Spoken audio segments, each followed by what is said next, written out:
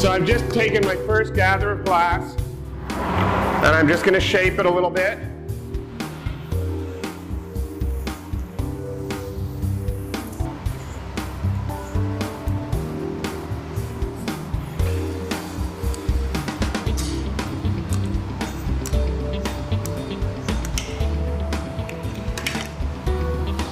Now I'm going to reheat it so the edges will be nice and hot,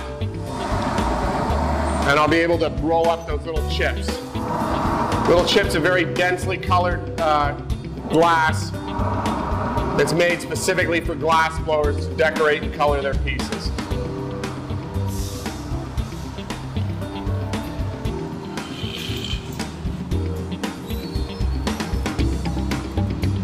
And I've flattened the shape of the glass, so I just collect 2 stripes of all these chips.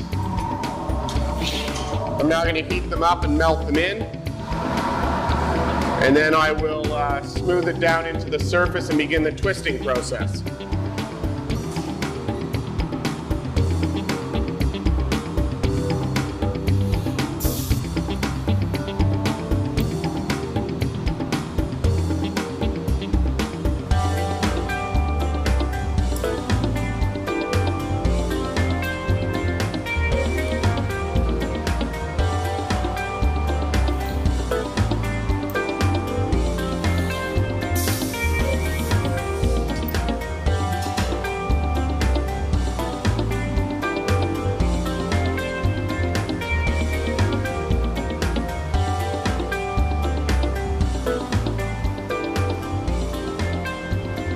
So I've got it smoothed down, it's symmetrical, I've got a nice twist on the upper part of it.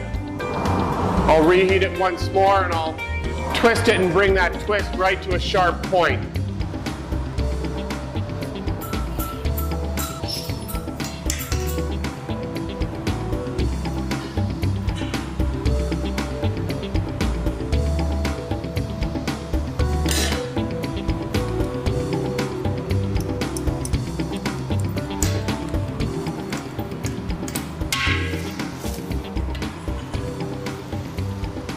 I want to make very sure to keep the shape and the patterning very centered and symmetrical.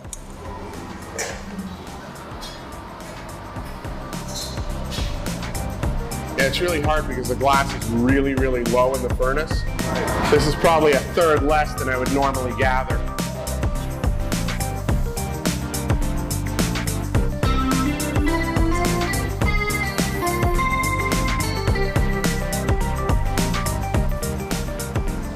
So now it's been nice and smoothed out, made perfectly symmetrical. Just going to fire polish the surface and see if I can start the bubble just before my last gather. If the air is out of the pipe, it just makes life a little bit easier. So I'm just waiting for it to cool a little bit to stiffen it up, and then I'll go and put a layer over this.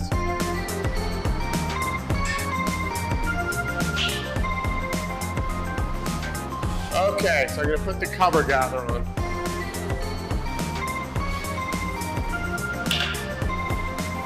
So now the colored glass is cased between 2 layers of clear.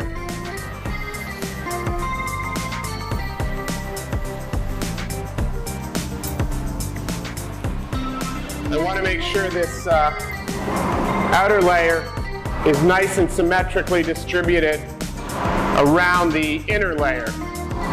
I want a little bit extra at the bottom, but I want it evenly distributed around.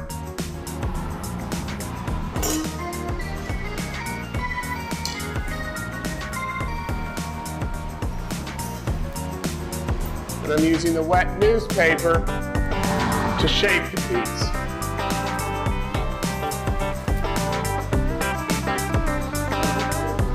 The Wall Street Journal.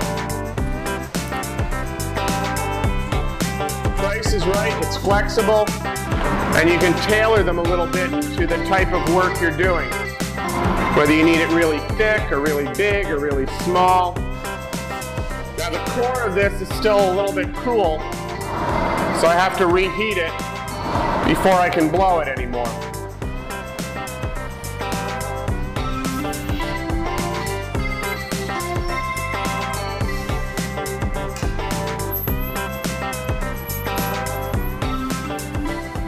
And because I want the bubble to be fairly round, I want to make sure that I have my exterior shape established before I begin the blowing process.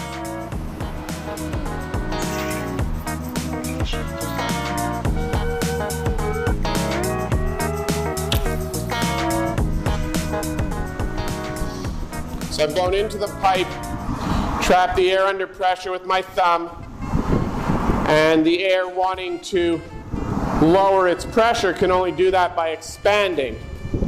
If the glass is soft enough, the air can expand the bubble.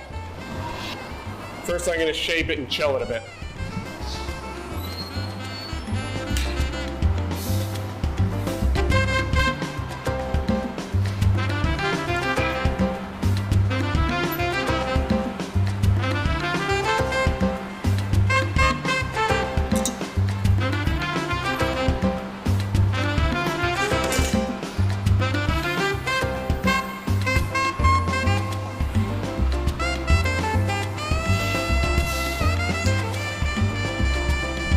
How's this?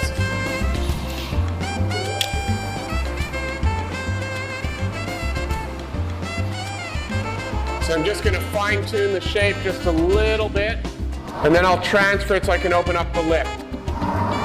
But basically that's the end of the blowing.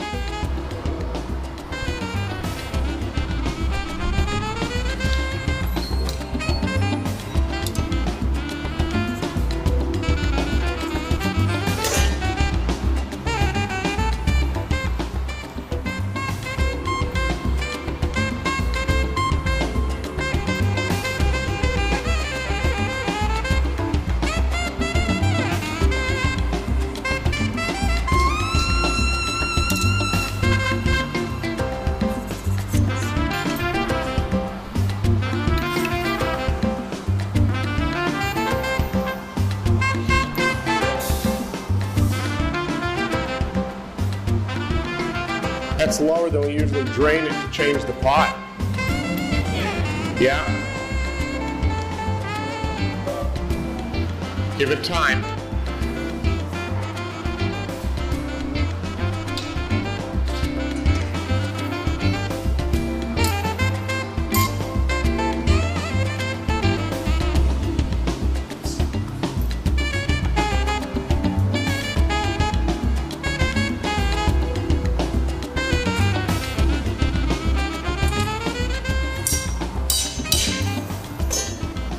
So the actual time spent blowing is a very, very small part of the actual process, but it is the thing that made glass from something that was very, very precious, because there was very little you could do with it and it was very difficult, to something that could be used to make regular household items. So I'm going to stretch the neck out a little bit, which will also fit it out. I'm going to accentuate the twist of the color in the neck. Then I'll trim it to make it straight and even, and I'll flare the lip right out.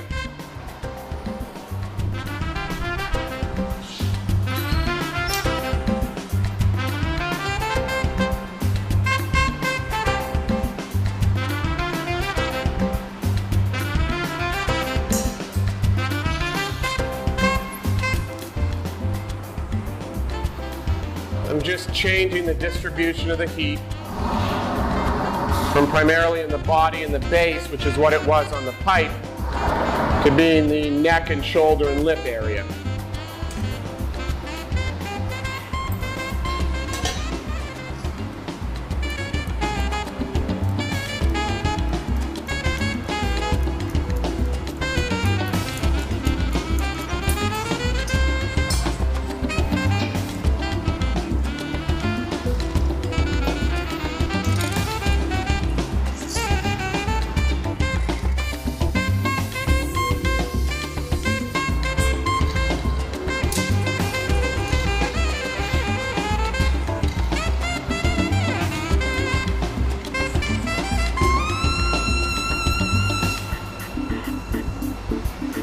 So I'll do that once more, and then I'll heat it up and trim it.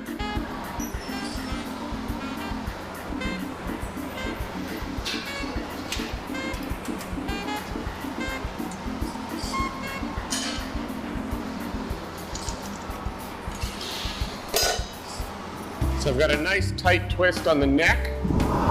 So when I flare it open, it'll have a nice spiral on it.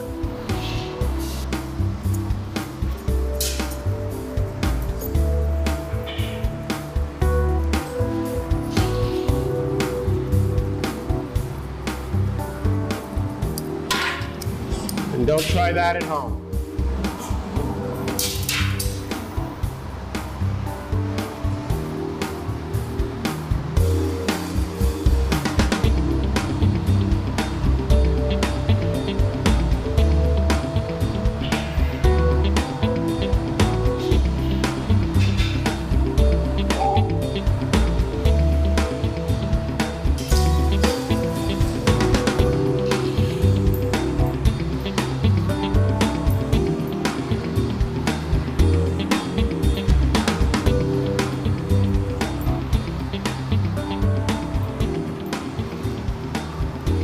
So I flared the lip open. Now I want to close the neck down so it's the right size for a stopper. And I'm very aware of the curvature of the shoulder because that's an important part of the design to me also. If you don't have the right curvature, the piece just won't look right.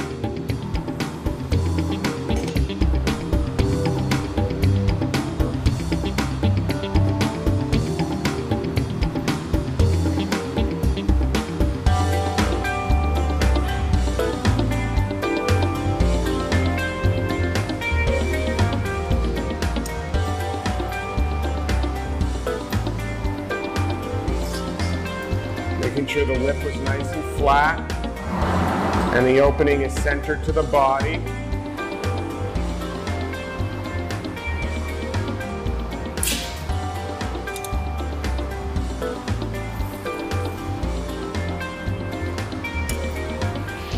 And since I put the perfume bottles away upside down, I want to make sure the shoulder is not so warm that the piece will distort. And there is the perfume bottle.